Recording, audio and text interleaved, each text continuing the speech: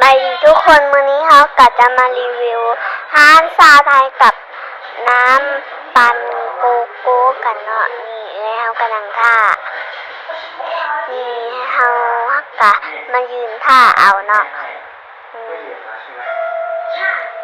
แล้วเขาก็มาแล้วเขาก็ย่างไปเอาชาไทยกันเนาะเขากินปั่นชาไทยเขากินปั่นโกโก้เนาะเขาก็เอาโกโก้เขาก็กินปั่นชาไทยเขากินปั่นโกโก้นั่น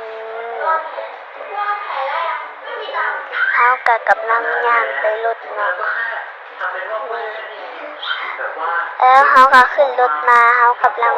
มาสิงอ่ะเขากำลังเจาะอยู่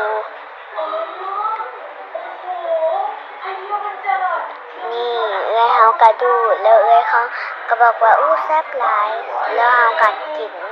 แล้วเขาก็แซ่บคือกันเนาะเขาบอกว่าหวานเจี๊ยบแห้งนี่เขากินปั่นชาไทยเขากินปั่นโกโก้มื้อนี้ขอบายบายกันเด้อบาย